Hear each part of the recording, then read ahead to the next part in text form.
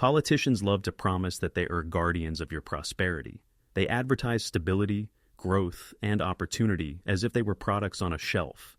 But a sober reading of history reveals a grimmer engine running underneath the slogans. Governments repeatedly deploy financial devices that drain purchasing power from ordinary households while strengthening those with access to policy levers. The disturbing part isn't that the mechanisms are new. It's that they're ancient habits dressed in modern language. The labels change, the accounting entries get slicker, but the destination stays constant. Wealth migrates upward, dependency settles downward. Begin with the classic move, inflation as invisible taxation. When the state spends beyond what it openly collects, it can either raise taxes and face voters, or it can erode the money unit itself. Ancient Rome wrote the playbook.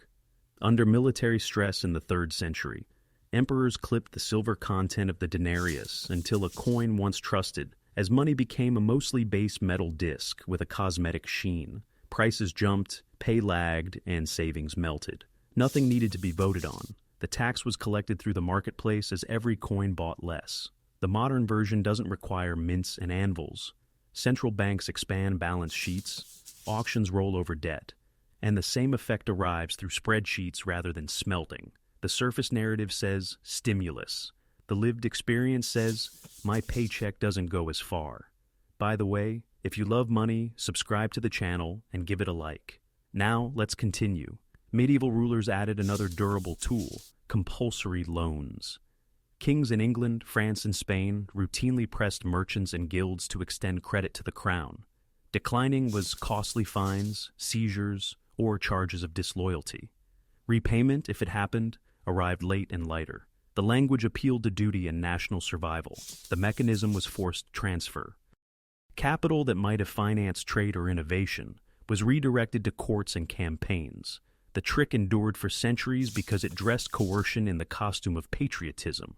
By the late 17th century, the machinery matured into institutional finance. In 1694, Britain chartered the Bank of England not as an ornament of progress, but as a war tool. Wealthy investors subscribed to government bonds. The crown pledged interest funded by taxes on everyday goods: salt, beer, cloth, coal. On the ledger, this looked fair. Lenders took risk, the public borrowed collectively, the state gained stability.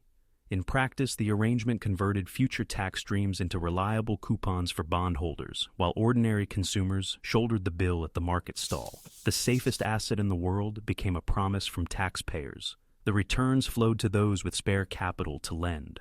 Roll forward to the present, and you'll find the same geometry drawn with digital ink. Deficit spending is marketed as infrastructure, jobs, inclusion. Bonds are issued in torrents and snapped up by funds, banks, and foreign treasuries. Some projects produce real value.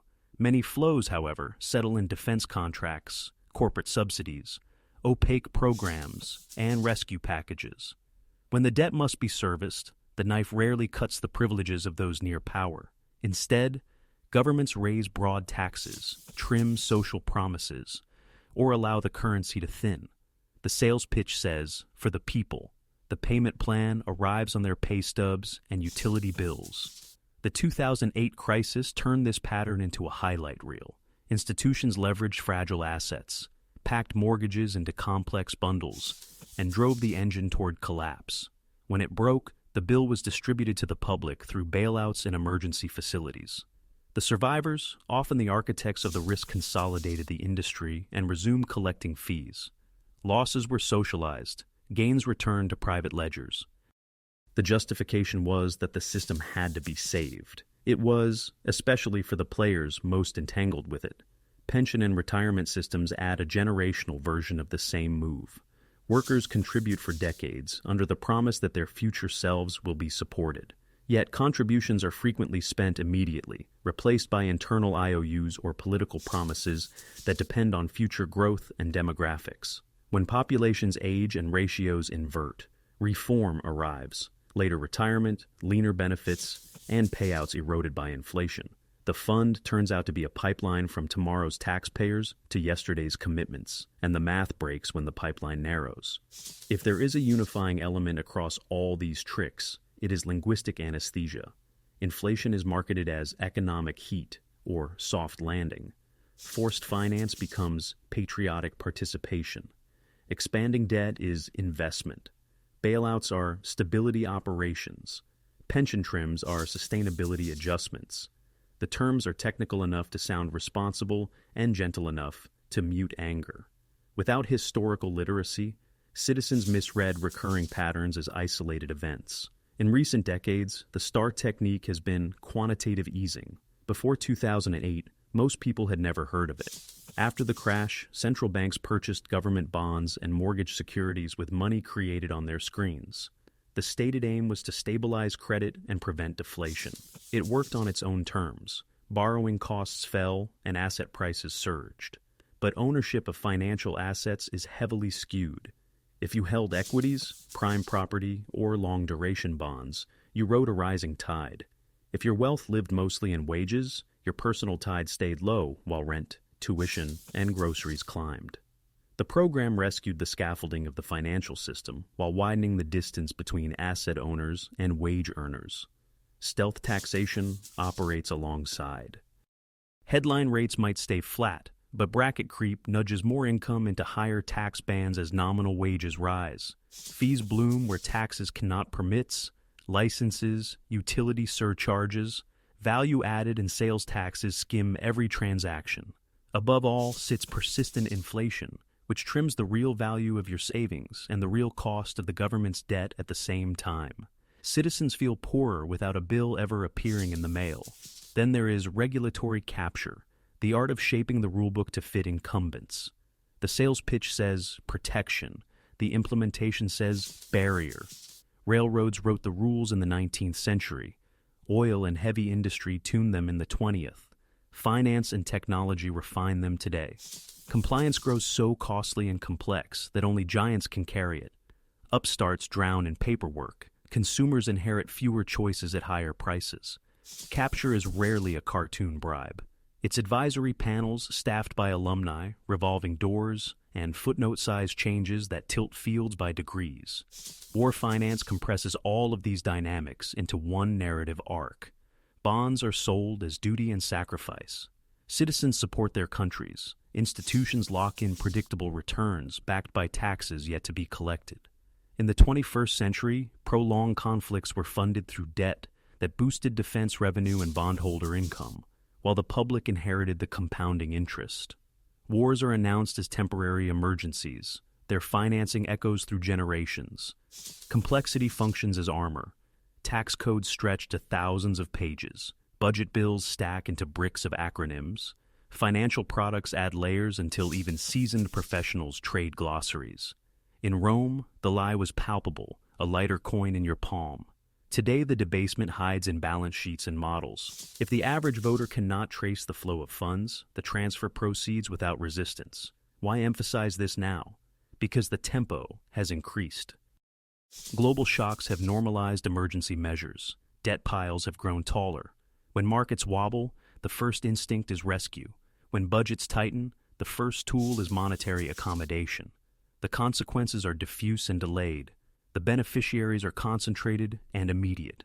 The machine asks most people to run faster for assets that decay quicker, while a smaller cohort accumulates claims on future income streams. History gives a human ledger of outcomes. Roman citizens saw their wages outpaced by prices. Medieval traders watched capital commandeered. Modern families find that highly leveraged booms transform into long hangovers, paid for through taxes, fees, and inflation. The clothing has changed, the body underneath has not. The hardest part is that many never notice they are in the game. Inflation feels like weather, not policy. Taxes seem like gravity rather than design. Bailouts read as mercy instead of incentive engineering. Complexity is mistaken for competence.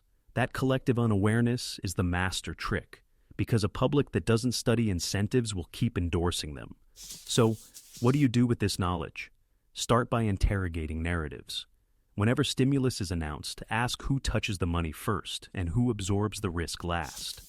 When inflation rises, look for the policy choices that fed it. When regulators unveil new rules, trace the fingerprints and who can afford compliance. Next, build resilience in things harder to dilute productive skills, diversified exposure to real assets, and cash buffers that let you choose rather than plead. Lastly, assume systems primarily protect themselves. If you benefit, it's because your goals happen to align, not because you were the intended customer. Remember that history does not repeat syllable for syllable, but it rhymes loudly. Rome's debasement reappears as balance sheet expansion. A king's loan becomes a mandatory levy or a cleverly structured fee. The bond finance state of the 18th century evolves into the modern sovereign debt complex with a central bank as conductor. Seeing the rhyme collapses decades of mistakes into minutes of understanding. Consider the plumbing in more detail. New money never arrives uniformly. It enters through privileged channels, treasuries, primary dealers, subsidized entities, well-connected firms. Those closest to the spigot buy assets and contracts at yesterday's prices. By the time wages and shelf tags adjust, the distributional effect is locked in. Economists call this the Cantillon effect. Money creation changes relative prices while redistributing purchasing power. Add seigniorage, the gap between the cost of issuing currency and its purchasing power. And you've rediscovered the earliest fiscal revenue source. Tax design has similar asymmetries. Bracket creep invisibly lifts effective rates when nominal incomes rise, even if real purchasing power stalls. Deductions and credits with labyrinthian qualifications reward those with accountants and software. Consumption taxes take a larger slice of lower incomes. Temporary levies gain institutional muscle and linger for decades. You don't need a conspiracy when incentives and institutional inertia are enough. Deficits aren't inherently harmful. Borrowing to fund durable, productivity-raising assets can be wise. What corrodes trust is the steady mismatch between rhetoric and reality, between speeches about bridges and balance sheets laden with favors, rescues, and rollovers. When borrowed money props up failed bets or entrenches incumbents, the future gets mortgaged to cushion the past. Debt becomes not a bridge to prosperity, but a treadmill of interest. Quantitative easing deserves the same clear-eyed accounting. By compressing yields, central banks encouraged investors to chase return in equities, real estate, and credit, inflating asset values. That rewards balance sheets already heavy with assets and punishes savers searching for safe income. Retirees on fixed income watched return prospects evaporate just as living costs crept higher. The policy aim was macro stability. The side effect was a steeper social gradient. Bailouts rewrite incentives. Each rescue teaches large players that failure is survivable if they are sufficiently interconnected. That knowledge dulls fear and emboldens leverage in the next cycle. Policymakers insist that guardrails were reinforced, and some were, but financial ingenuity usually outruns regulation. The game advances to a more complex level, and the put option remains implied. Regulatory capture, too, is a slow-burn process. It arrives in footnotes that redefine capital ratios, in consultation periods dominated by industry insiders, in revolving doors that turn regulators into future executives and executives into future regulators. The code grows heavier, the moat grows wider. The public face is consumer protection. The private result is predictable margins and fewer challengers. War finance makes the time horizon explicit. Posters and speeches focus on immediate sacrifice. Ledgers tell the multi-decade story. Coupon payments, veterans' benefits priced in softer currency, and interest costs that narrow room for future choices. The emergency fades from headlines. The payments don't. In effect, war bonds securitize patriotism and send the invoice to unborn taxpayers. Complexity finally becomes a political technology. If a budget bill is too large to read, oversight becomes performative. If only specialists can value a financial instrument, most citizens cannot weigh its risks. If the public program's cost is scattered across departments and years, no single committee owns the number. Complexity numbs accountability. Why does any of this matter to an individual household trying to live a decent life? Because ignoring the mechanics doesn't neutralize them. Inflation compounds like interest, only in reverse. Taxes and fees accumulate like barnacles. Debt service quietly removes options from future budgets. A person who learns to see the flows, who profits first, who pays last, can at least position themselves to be less exposed. Practical steps. Translate announcements into incentives. If policy favors asset inflation, avoid being only a wage earner with no exposure to assets. If bracket creep is likely, use tax-advantaged shelters available to you and audit your deductions annually. If regulatory capture raises barriers, expect fewer competitors and plan for pricing power embedded in essentials. You buy energy, insurance, banking. Build buffers. Diversify income streams where possible. Invest in skills that age well: analysis, persuasion, technical competence, and adaptability. None of this removes the system's effects, but it changes your posture from passive recipient to informed participant. Above all, hold on to historical literacy. The cycle returns because the public forgets not just facts, but patterns. When enough people remember the pattern, slogans lose their potency. When enough voters can decode the incentives, proposals must improve to win support. Financial education is not a hobby. It is a civic defense. If you find your view tilting after this, that's the point. Look beyond the headline gloss. When the next package is announced, map the cash flow. Who receives first, who guarantees it, and how the shortfall will be covered. When inflation creeps, don't shrug it off as bad luck. Ask which decisions fed it. When a regulation arrives, ask who can afford compliance and who disappears because of it. Systems will continue to serve themselves. Your advantage is to recognize the choreography early. History doesn't repeat like a looped recording, but it hums the same tune. The stanzas about Roman debasement, medieval exactions, central bank engineering, and modern debt ladders all rhyme. You can pretend not to hear it, or you can learn the melody and stop dancing on cue. If this reframed the way you see the news, subscribe, because the past won't hand you easy answers, but it will hand you the map. If you made it this far, drop a plus in the comments your badge for finishing the deep dive. And if you haven't already, subscribe for more long-form stories where money, history, and power collide. Curious about earlier empires of capital? Check out our others video.